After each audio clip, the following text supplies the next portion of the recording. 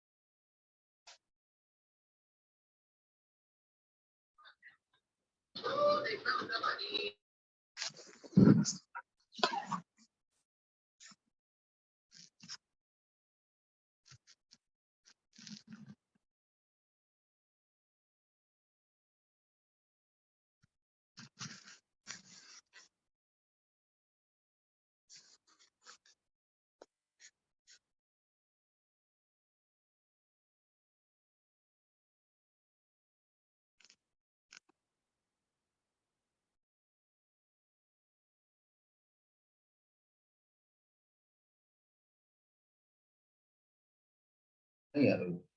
आप लोगों को मेरी आवाज आ रही है? अगर आप हमें सुन पा रहे हैं यस सर। जी सर, जी सर। आ रही है। बहुत हेलो सर। हरिओम हरिओम। सिद्धांत जी कैसे हैं? सर आइए सर मेरी दूसरा- आवाज जा रही है? बिल्कुल आ रही है, बिल्कुल आ रही है। आप अनम्यूट कर लीजिए। अभी खोल देंगे, मुझे 10 मिनट का समय दीजिए, अभी खोल देंगे। 10 मिनट मुझे बोलने दीजिए, कुछ अच्छी बातें आप लोगों को बता दें। हमारे ठीक 8 भाव में राहु है, तो मैं कैसा एस्ट्रोलॉजर, बहुत जबरदस्त एस्ट्रोलॉजर होंगे। ये जो कुंडली का हम लोग एनालिसिस करते हैं, भाव के आधार पे करते हैं। हम आपको एक इमेज चेक करा रहे हैं, उसको ध्यान से देखिएगा, इसमें बहुत कुछ मिलेगा आपको।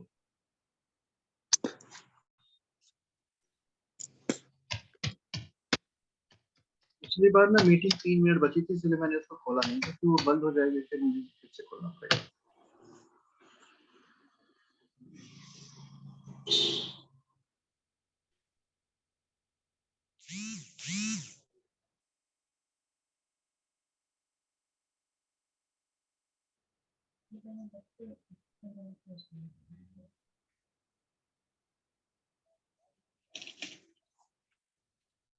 ये चार्ट हम आपको दिखा रहे हैं, बहुत ध्यान से देखिए। जिनका मान लो बनाने में दिक्कत हो रही है ना, स्क्रीनशॉट ले मोबाइल आ जाएगा। ये वाला चार्ट देखिए, बड़े ध्यान से देखिए। एक बात बार बार दोहराइए, भाव जो है फिक्स होते हैं। कुंडली का जो भाव होगा वो फिक्स होगा, वो परिवर्तन नहीं होता। हर कुंडली के जितने भाव होते हैं, कुंडली में 12 ही भाव, कहाँ? 12 भाव से ज्यादा किसी कुंडली में भाव नहीं होते, 12 ही होते। अब इसमें देखिए, शॉर्टकट में देखिए, बहुत छोटी छोटी बातें लिखी हैं। इसके बाद बड़ा वाला भी आपको दिखा है, वो ये है पहला भाव, प्रथम भाव लिखा है। देखिए अंक नहीं लिखा है, अंक कभी भी मत लिखिएगा, नहीं तो कंफ्यूज हो जाएंगे। भाव और राशियां आपको कंफ्यूज करेंगी। भाव फिक्स है, राशि बदलेगी, तो इनमें बिल्कुल कंफ्यूज नहीं होना है। भाव फिक्स रहेंगे। ये पहला भाव, ये मनुष्य का शरीर है। दूसरा भाव देखिए लिखा है पैतृक संपत्ति संतति, इसको धन भाव भी कहते हैं। अब इसका उपयोग क्या है? 12 भाव में जो जो चीजें हैं, जब भी हमें कुंडली का एनालिसिस करना होगा, तो हमको उस भाव का ही विचार करना है। ये है इसका यूज। भाव को हम जान के करेंगे क्या? भाव को जानकर हम ये करेंगे कि उस भाव से संबंधित फलादेश जो है उसी भाव में है, वो कहीं और नहीं, उसी भाव में है वो फलादेश। अब तीसरा भाव लिखा लिखा सहज भाव लिखा है, और लिखा है सगे भाई बहन। इसको पराक्रम बोलते हैं, ये मनुष्य का पराक्रम है। और सगे भाई बहन, अगर किसी व्यक्ति के भाई बहनों को समझना हो तो इस भाव से समझेंगे। यहाँ पे एक एरर कर दी गई है, उसको आप लोग ठीक करिएगा, ये पराक्रम नहीं है। चतुर्थ भाव जो है माता का है, मम्मी, माँ, ये आपका चौथा भाव है। चौथा भाव जो है आपकी मम्मी है, माता जी है। आपके जीवन में घर, मकान, वाहन, इन सब का सुख इसी भाव से आएगा। ऐसे समझिए, स्थिर संपत्ति, जो संपत्ति आप देख सकते, वो सारी संपत्ति इसी भाव में आएगी। पंचम भाव में व्यक्ति की संतान है, शिक्षा है, सेवक है। संतान, शिक्षा, प्रेम है। जो होता नहीं है कि मेरा प्रेमी चला गया, मेरे जीवन में प्रेम है कि नहीं, मेरी कितनी प्रेमी होंगी, कितनी प्रेमिकाएं होंगी, ये पंचम भाव से आता है। जब कभी कुंडली में पंचम भाव एक्टिवेट हो जाता है तो व्यक्ति के जीवन में बहुत प्रेम आता है। अब इस प्रेम को ईश्वरीय प्रेम समझने की गलती मत करिए, ये सांसारिक प्रेम है, और ये बहुत अद्भुत चीज है। हर व्यक्ति के जीवन में प्रेम होना चाहिए, और मुझे पूरी उम्मीद है आप लोगों ने जीवन में प्रेम का जरूर अनुभव किया होगा। प्रेम जो है परमात्मा से मनुष्य को जोड़ता है। छठा भाव जो है शत्रु का है और मामा का है। देखिए, शत्रु, रोग, ऋण, रोग भी आपके शत्रु हैं, जो शरीर में डिजीजेस होती हैं, और जो कर्ज है वह भी आपके शत्रु हैं। इसमें एक दो बातें हैं जो हम आपको आगे बताएंगे। अंजू जी अपना प्रश्न पूछिए। गुरुजी, आप दूसरे हाउस में पैतृक संपत्ति बोले और चौथे हाउस में स्थिर संपत्ति, दोनों में क्या फर्क है? अरे, आपके पिताजी जो आपको छोड़ के जाएंगे, दादाजी छोड़ के जाएंगे, वो पैतृक संपत्ति है, उसमें आपने कुछ किया नहीं। और चौथे भाव वाली जी संपत्ति आप खुद से बनाते हैं, अपने परिश्रम से जो आप बनाएंगे वो चौथे में जाएगा, और जो पिताजी बनाए हैं वो दूसरे में जाएगा। वो भी धन ही है। जी ये वाला धन दिखाई देता है, वो वाला धन खर्चा हो जाता है। जैसे आपने मान लीजिए जी आपकी तनख्वाह 1 लाख रुपए पर मंथ है। अब उसमें होगा क्या कि वो दूसरे भाव में चला गया। एक चीज और है, जी दूसरा भाव व्यक्ति की वाणी होती है, जो आप बोल नहीं रही हैं। आप अपनी कुंडली में कहीं ना कहीं चेक करिएगा, आपका दूसरा भाव बहुत मजबूत होगा, जिस भाव जी से हम बोलते हैं। अब ये इसका साइंटिफिक रीजन है, अगर आपकी वाणी मधुर हो जाए तो जीवन की आधी समस्याएं तो हल हो जाती है। आप देखना, कुछ ऐसे भी जी व्यापार होते हैं जो आदमी बोल के ही करता है, इसके पास कुछ भी नहीं, सामान किसी और का, खरीदने वाला कोई और का, सिर्फ उसका काम बोलने का है। जी जितने कंसल्टेंसी के वर्क होते हैं वो सभी बोलने से होते हैं। एज ए ज्योतिषी हम आप लोगों को एक बात समझाते हैं, उसको बहुत अच्छे से समझिएगा। आपको शून्य ज्ञान हो, आपको कोई ज्ञान नहीं है, महर्षि पराशर के सारे सूत्र आप भूल गए, सारी भृगु जी संहिता भूल गए, कुछ नहीं पता। लेकिन अगर प्रेम से बोलेंगे तो आपके सारा ज्योतिष सही होगा, क्योंकि प्रेम में वो शक्ति है जी जो दो लोगों को जोड़ देती है। प्रेम से बात करिए, वो आधा तो अपने आप ही खुल जाएगा, आधा अपने आप वो खींच के निकाल देंगे। तो प्रेम से हमेशा बोला करिए, जी और जितना प्रेम में रहेंगे उतना ही जीवन अच्छा चलेगा। एक दूसरे से प्रेम करिए, बहुत अच्छी बात। और ये छठा भाव शत्रु का जी होता है। शत्रु से प्रेम करना चाहिए। क्यों प्रेम करना चाहिए? कारण क्या है कि शत्रु ही वो शक्ति है जो आपको खड़ा रख करती है। कभी भी देखिएगा, जिस समय आपके जीवन में कोई बाधा ना हो, कोई कठिनाई ना हो, उस समय आप सो जाते हैं, और सोने से कुछ प्राप्ति तो होती नहीं है।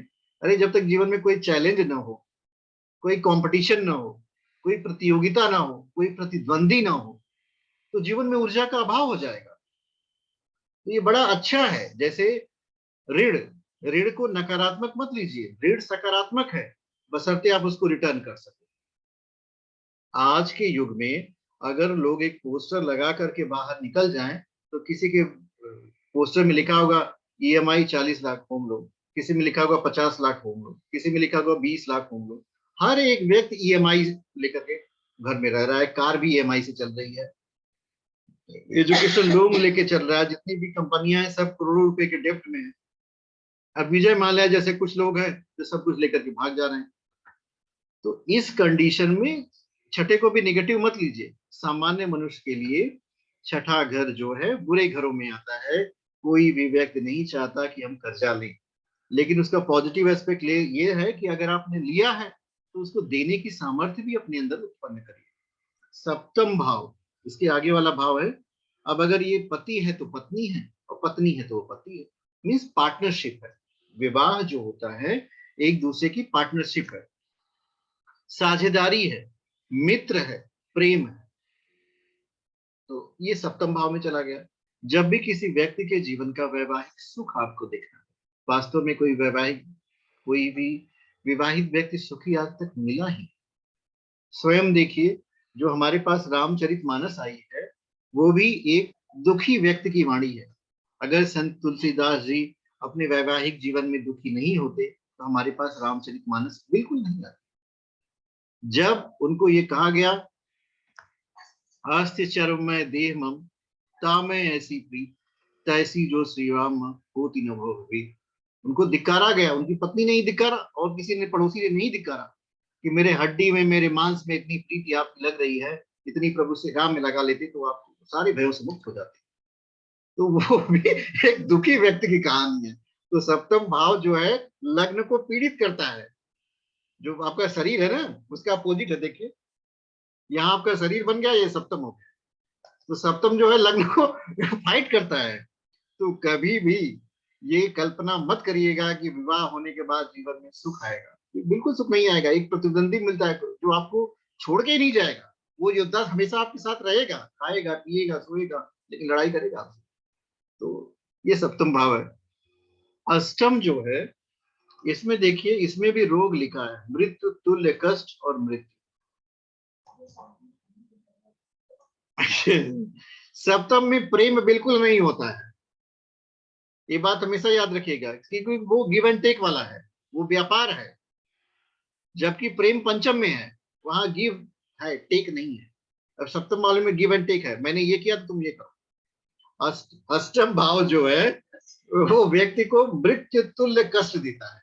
अगर कोई व्यक्ति अपनी मृत्यु का कारण जानना चाहता हो, मेरी मृत्यु कैसे होगी, ये भी एक अजीब सा प्रश्न होता है ना। आप बताइए हमारी मृत्यु कैसे होगी, हम कैसे मरेंगे। तो सबसे पहले आप उस व्यक्ति को बताइए कि देखिए आपकी मृत्यु होगी नहीं। क्यों? क्योंकि आप अजर अमर अविनाशी आत्मा हो, जो भगवान श्री कृष्ण ने श्रीमद् भगवद गीता में बताया है। नैनम छिंदति शस्त्राणि नैनम दहति पावक न चैनम तेजयतु न शोषयति।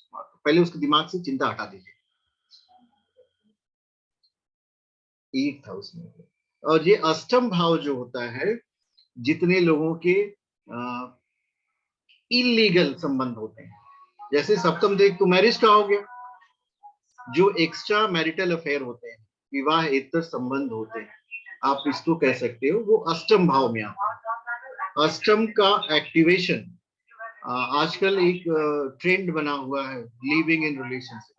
जितने लोग लिविंग इन रिलेशनशिप में रहते हैं, आप उनकी केपी कुंडली खोल करके देख लोगे, तो अगर अष्टम एक्टिवेटेड है ये, तो समझ लो they are living in relationship. ये व्यक्ति को फिजिकल रिलेशन में लेके चला जाता है। तो ये शोध का विषय है, ये गहन शोध का विषय है अष्टम वाला। नवम भाव जो है व्यक्ति का आध्यात्मिक ज्ञान है, ये धर्म है, ये भाग्य है। कभी कभी, या ऐसा नहीं कह सकते हमेशा, नवमेश को भाग्येश बोला जाता है, ये भाग्य का स्वामी।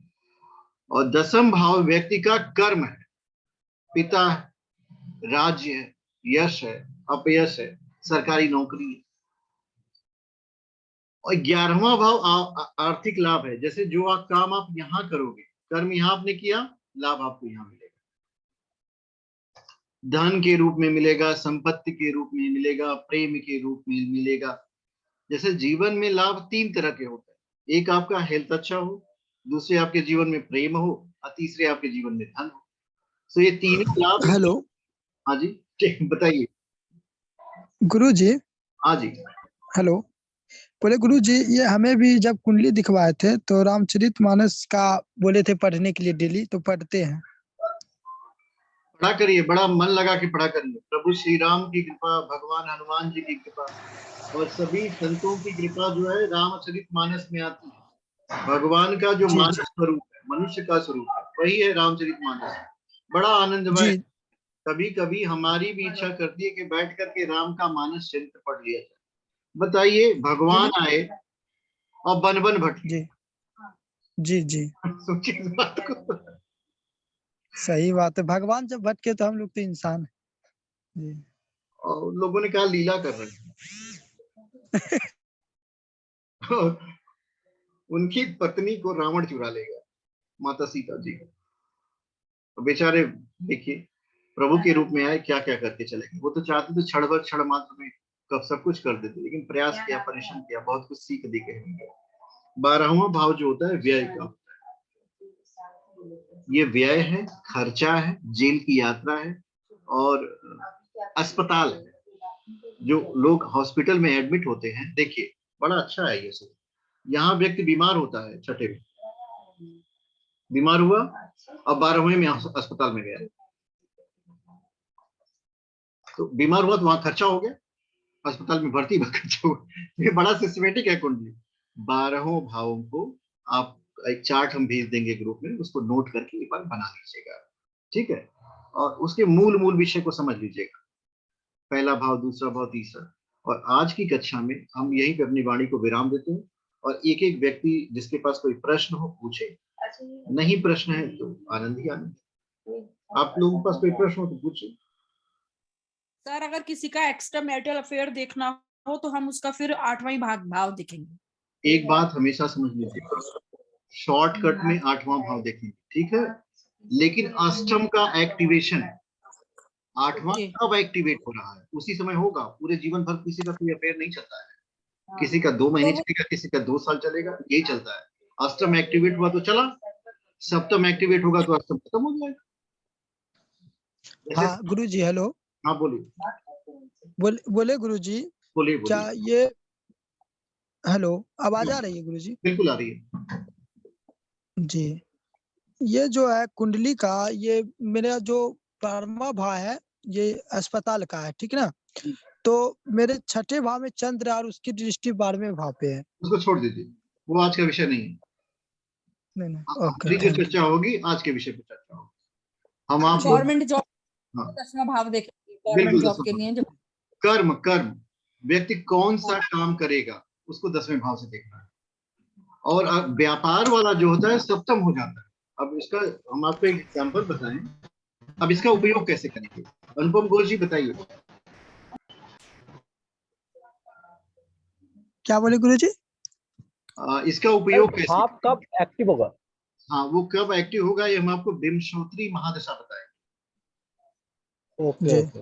उसमें बताएंगे कि कौन सा भाव कब एक्टिव हो रहा है। एग्जैक्टली आप चेक करके बता दोगे व्यक्ति को कि आपका अभी ब्रेकअप हो गया है, वो कहेगा हाँ हो गया, 3 तो हो गया पूरी लाइफ में, तो बताएगा हाँ 3 ही हुआ है, वो आप बता देंगे।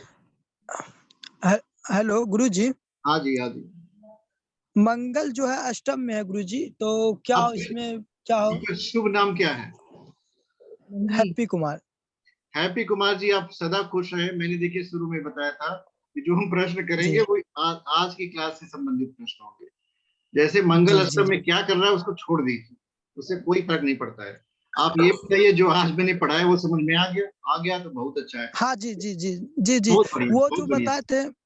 जी जी प्रणाम गुरुजी। जी प्रणाम प्रणाम, बताइए।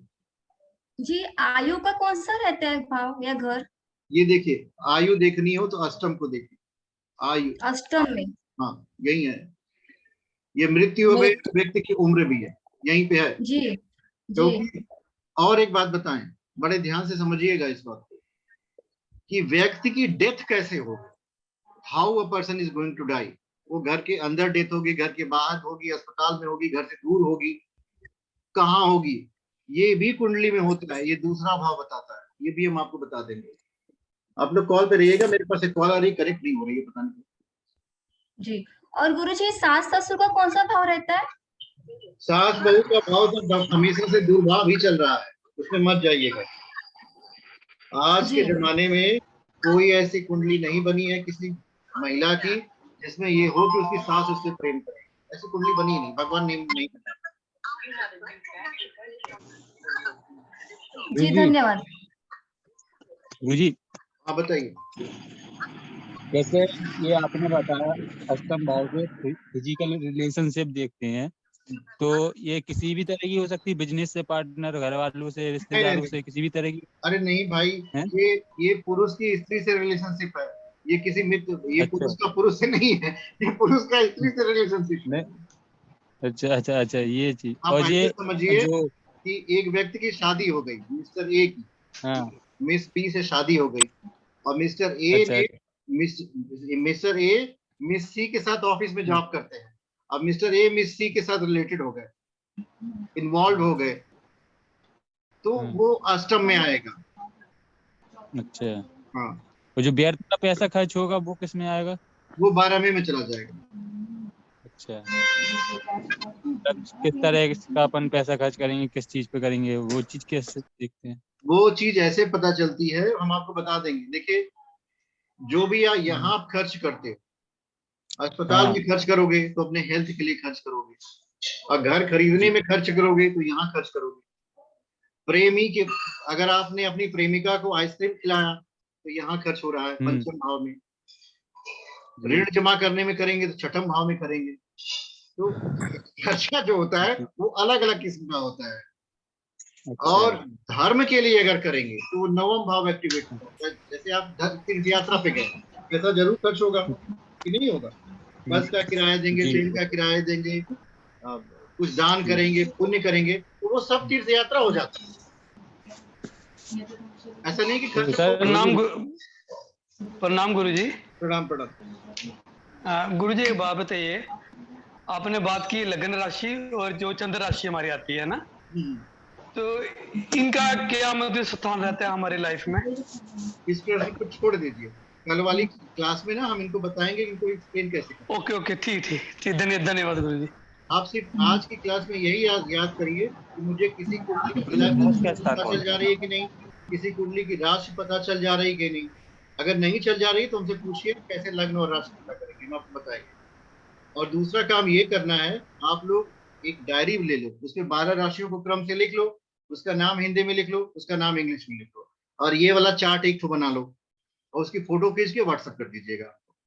और अगर कोई तकलीफ होती है तो मत करिएगा, आसानी से करिएगा। We should not take pressure in ज्योतिष। हमें ज्योतिष में हेलो बताइए। बोले गुरुजी, पहला प्रथम भाव क्या चीज का होता है गुरुजी? शरीर देखो, जी जी, उसी के लिए एक शब्द होता है तनु। शरीर है आपका, बॉडी, फिजिकल बॉडी। जो कुछ दिख रहा है वो पहले भाव में है। जी गुरुजी। गुरुजी, मोक्ष का कौन सा होता है? हाँ जी, हेलो, मोक्ष का कौन सा स्थान होता है? मौज का मोक्ष, ये क्या होता है? मोक्ष सर, सैल्वेशन। अरे 12वें भाव में चले, 12वें भाव, यही समझे। हर भाव का एक सूत्र लिख लीजिए आप, हर भाव का 12वां भाव उसका विरोध करता है, सिर्फ पहले भाव को, सिर्फ दूसरे भाव को छोड़कर हर भाव का 12वां भाव उसका विरोध करेगा। लिख लीजिए, हर भाव का 12वां भाव उसका विरोध करेगा।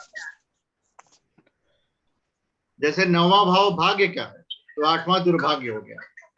7वां भाव पार्टनरशिप का है तो 6वां विवाह के तोड़ने का है। 7वां भाव पत्नी का है, विवाह का है, तो 6ठा जो हो जाएगा डिवोर्स का हो जाएगा। 5वां भाव प्रेम का हो है तो 4था ब्रेकअप का हो गया। इस तरह अपने दिमाग करके। हेलो गुरुजी, खर्चा है तो 11वां लाभ है। बताइए। हेलो गुरुजी, बोले क्या चंद्र जिस राशि में रहेगा उसी को राशि माना जाएगा ना? बहुत बढ़िया, देखिए आपको समझ में आएगा। लिखिए, चंद्रमा जिस राशि में होता है वही उसको राशि माना जाता है, वही उस व्यक्ति की राशि होती है। उसको चंद्र राशि और स्पेसिफाई करना हो तो लिखिए चंद्र राशि। जी जी, मेरा कर्क राशि में तो कर्क राशि ना। ठीक, ओके। अब आपका कर्क राशि है, आपको भावनाएं बहुत रहती होंगी, संवेदनशील होते होंगे, दूसरे से दुखते रोते होंगे। ऐसा कुछ होता है आपके साथ? जी, किसी को भी देखते हैं, किसी की दुख तो हमको भी अपने आप आंख से आंसू आने लगता है, लगता है कि उसका भला कर दे जाए। बिल्कुल बिल्कुल, हर राशि गुरु जी। हाँ जी, हर भाव का 12वां भाव तो जरा फिर से बताइए। हर भाव का 12वां भाव विरोधी होता है, लेकिन ये 2 जगह सूत्र नहीं लगता है। बस इसको हमेशा दिमाग में रखिएगा। 2 जगह ये कुंडली में नहीं लगेगा, बाकी में लग जाए। दो कौन से भाव? अब आप ढूंढ के बताइए हमको, थोड़ा परिश्रम करिए, कहाँ नहीं लग रहा है। सर एक तो द्वितीय भाव है हाँ, और एक शायद अष्टम भाव। अष्टम का 7वां नहीं लग रहा, लग रहा है, देखिए लग रहा है वहां पे। जब भी किसी जातक की कुंडली आप देखेंगे और देखेंगे उसका अष्टम एक्टिवेट है और उसकी पत्नी ने पूछा कि कब इनका ये टूट जाएगा, तो जब देखिए सप्तम एक्टिवेट हो रहा है तो ये बस यही टूटने वाला है। गुरु जी हेलो।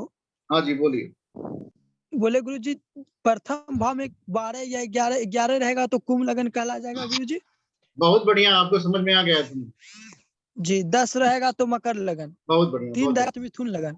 हाँ, जी हाँ। थैंक यू, बिल्कुल इसी हम समझ गए गुरु जी इसके बारे में। जी देखिए भाई, मेरी क्लास जो होती है इसी तरह की होती है। हम कभी भी पढ़ाते नहीं, मेरी क्लास सिखाने वाली है। तो मेरे पास 10 क्लास है, 10 क्लास में हम आपको सिखा करके ज्योतिषी बना देंगे, जो जिसको आपको कोई फेल नहीं करे। अभी क्या करिए आप, अभी किसी के पास कोई प्रश्न है? हाँ सर बताइए। सर अगर सर आपने एक चार्ट दिखाया था जिसमें moon was in the first house. Correct, क्या बोलेंगे? सर आपने एक चार्ट दिखाया था जिसमें मून पहले हाउस में था। बिल्कुल। Does that mean the person was born at night? No, आप ऐसे समझो कि मून का फर्स्ट हाउस जो है, मून लग्न में आ गया। अब उसमें हुआ क्या कि अब मून की पोजीशन जो होती है, जैसे दिन और रात, आप सन की पोजीशन से चेक करो, न कि मून की पोजीशन से। कुंडली में हम आपको एक दिन बता देंगे कि सर अगर आपको कोई अपना टाइम बता दे तो आप सन की पोजीशन बता दोगे, सन चौथे घर में है, सन 5वें घर में है, सन 6ठे घर में है, सन 7वें घर में है। दूसरी बात ये है कि उस व्यक्ति की लग्न और राशि एक हो जाएगी, ऐसा समझिए। जैसे मून अगर लग्न में आ गया तो उसको कहेंगे आपकी कर्क लग्न है, कर्क राशि है, 4 नंबर लिखा है, 3 नंबर लिखा है तो मिथुन लग्न है, मिथुन राशि, ये बात बोलेंगे। समय का निर्धारण करने के लिए सूर्य का उपयोग करें, सूरज का। हम लोग जो इस पंचांग का उपयोग करते हैं उसमें सूर्य का उपयोग करते हैं, सूर्य के बेसिस पे समय हम निर्धारण करते हैं। सूर्य की क्या पोजीशन है वो समय निर्धारण करेंगे, न कि चंद्रमा की पोजीशन। आपको मेरी बात समझ में? कुंडली में सूरज जहां बैठा होगा उससे आप टाइम का प्रिडिक्शन कर सकते हैं, हम आपको बता देंगे।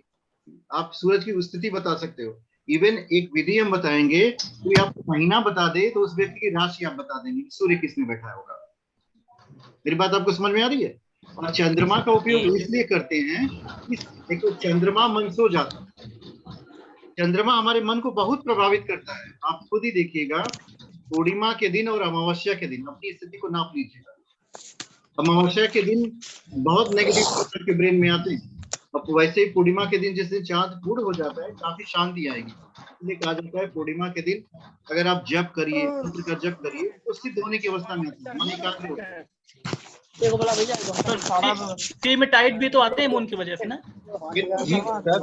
हमारे शरीर में भी तो मोर देन 70%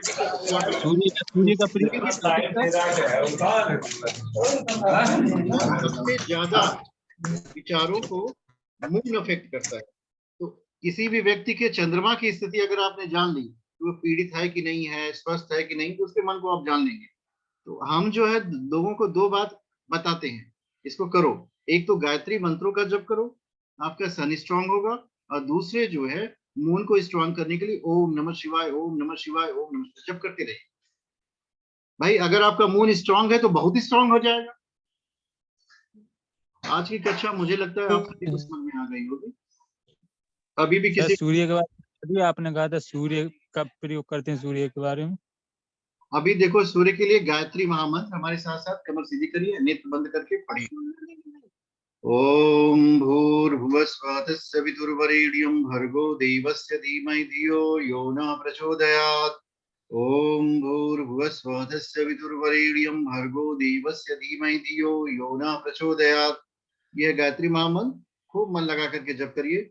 ओम देव शांति अंतरिक्षगम शांति पृथ्वी शांति राप शांति शांतिरापः शांतिरोखदयः शांतिः ब्रह्म शांति सर्वगम शांति। ओम शांति शांति शांति सर्वारिषु शांतिर्भवतु। विश्वानि देव सवितर्दुरितानि पराशुव यद्भद्रं तन्न आशुव। ओम शांति शांति शांति सर्वादिषु शांतिर्भवतु। जिस नंबर से आप संपर्क करना चाहते हैं वह अभी स्विच ऑफ है, कृपया कुछ समय पश्चात प्रयास करें। ये जसवीर सिंह है, जसवीर सिंह कॉल करके प्रहार करें।